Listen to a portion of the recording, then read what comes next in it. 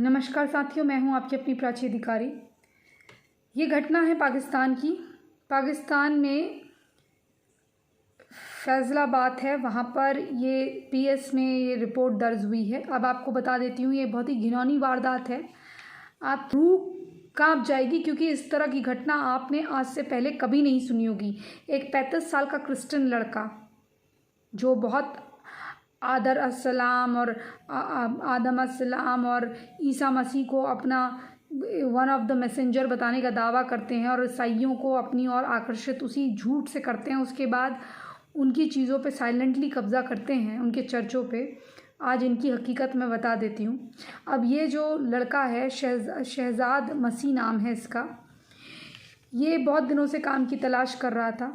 इसकी माँ शरीफा बीवी, इसकी माँ 62 ईयर्स की हैं।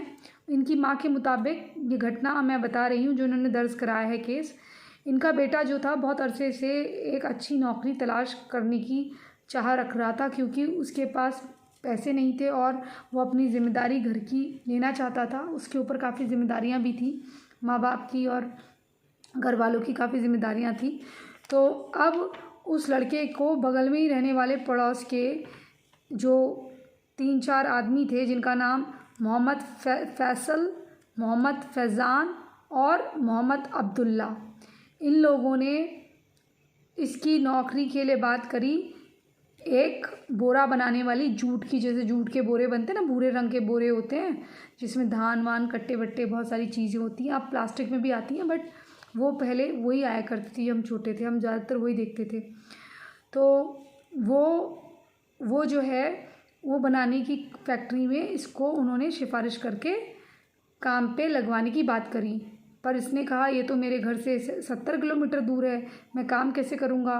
उन्होंने कहा भाई ऐसा है, हम तेरा रहना मेरा वो होगा, महंगा हो जाएगा। तो इन्होंने कहा ऐसा है, हम जो मोहम्मद असद है फैक्ट्री का मालिक, उससे फैक्ट्री का जो मैनेजर है उससे बात करते हैं। अब इन्होंने गेम कैसे तैयार करा, इसको फैक्ट्री का जो मैनेजर था मोहम्मद असद, उससे बात करने का जो भी इन्होंने ड्रामा करा वो तैयार हो गया और इसको वहीं रख लिया गया। अब 15 दिन जब इसको काम करते हुए हो गए तो 19 जून को, यानी कि 15 दिन बोले तो 12 को आया होगा ये, नहीं 12 को नहीं, 15 दिन कितने हुए आप अंदाज़ा लगा लेना। आई थिंक 2-3 तारीख को आया होगा ये, 2-3 जून को इसने ज्वाइन करा होगा। 15 दिन इसको काम करते हुए हो गए। तो उसके जो साथी थे मोहम्मद फैज़ल, मोहम्मद अब्दुल्ला, इन्होंने उसको छूने की गंदी तरह से कोशिश करी, लेकिन जब उन्हें पता चल गया कि ये नहीं मानेगा और ये तो नॉर्मल आदमी होने की एक्टिंग कर रहा है, क्या ये हमको कुछ करने नहीं दे रहा है, तो उन्होंने क्या करा कि इसको उठा के ज़बरदस्ती पीछे ले गए और वहाँ इसके साथ उन्होंने, और उसके बाद सबूत मिटाने के लिए उसके मल द्वार पे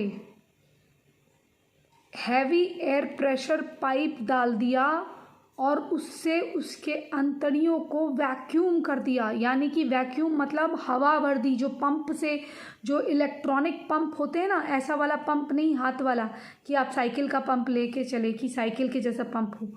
इन्होंने जो वैक्यूम होता है, जैसे सफाई का वैक्यूम होता है, उस जैसा पाइप लेके उसके अंदर भर दिया। अब जब उसकी तबीयत बिल्कुल ख़राब हो गई, ख़राब क्या, वो मरना तो था ही उसको, वो अधमरी हालत थी उसकी।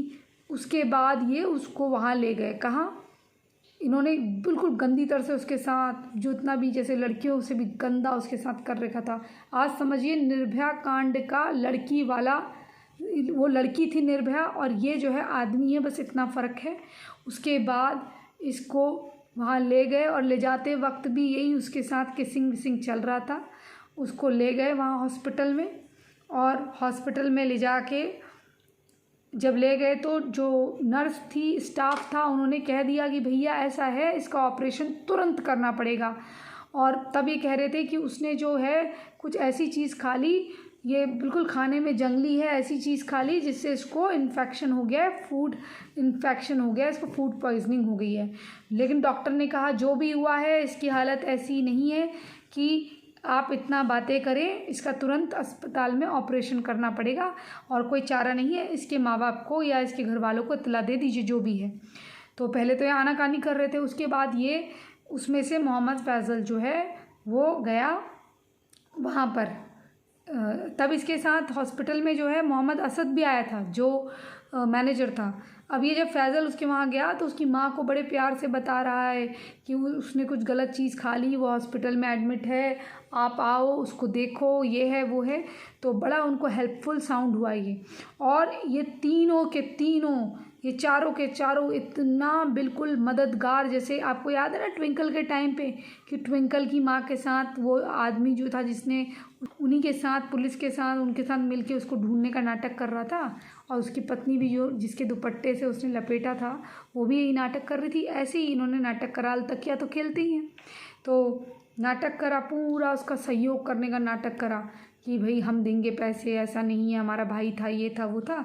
उसके बाद इरफान मसीह को और उसकी माँ को वो हॉस्पिटल वाले बताते हैं कि आपका बेटा शायद ही बचे, क्योंकि इसकी आंतें कट चुकी हैं, इसकी आंतें कट चुकी हैं। पेट जो है, पेट कोई ऐसा नहीं होता जो हम बाहर से देखते हैं, पेट छोटा सा होता है अंदर, ये पेट फट चुका है, यानी कि पेट की जो थैली वैली थी जो होती है वो फट चुकी है। उनको साफ साफ बता दिया गया इसका ऑपरेशन तो हम एक लास्ट प्रयास के रूप में कर रहे हैं, लेकिन बचना नामुमकिन है, आप कितना भी बड़ा इलाज करा लीजिए। तो ये शर्मनाक घटना है। फिर पुलिस के सामने भी इन्होंने जब फैज़लाबाद में ये जो है दर्ज हुआ है केस धारा के अंतर्गत, तो वहाँ पर भी इनका नाटक बदस्तूर जारी था। फिर अब जो हॉस्पिटल है उसने रिपोर्ट दे दी है, अब ये क्या कहते हैं क्या नहीं करते हैं ये आप सोचिए। यहाँ से लेके कहीं किसी दुनिया के कोने पे हो, जहालत बराबर है। तो आपसे रिक्वेस्ट करती हूँ, जो भी आप इस घटना के बारे में अपनी राय देना चाहते हैं नीचे लिखें कमेंट बॉक्स पे। मुझे अच्छा लगता है, मेरा मनोबल बढ़ता है, क्योंकि मेरे पास आप लोगों के सिवाय और भगवान के सिवाय कोई और नहीं है। जो फैज़ल है उसकी 3 शादियाँ ऑलरेडी हैं, और फैज़ान जो है वो 2 शादियाँ करके तलाक ले चुका है और उसके 12 बच्चे हैं। मोहम्मद अब्दुल्ला जो है उसके 23 बच्चे हैं, और असद जो है उसके 12 बच्चे हैं अलग अलग बीवियों से। अब ये सब जितने लोग हैं सब शादीशुदा हैं, एक से नहीं कईयों से, उसके बाद भी इनका जी नहीं भरता। लिखिए अपनी राय कमेंट बॉक्स पर, मैं इंतज़ार करूँगी और आपके सुझाव पढ़ के उसका रिप्लाई करूँगी या आपको नमस्कार करूँगी।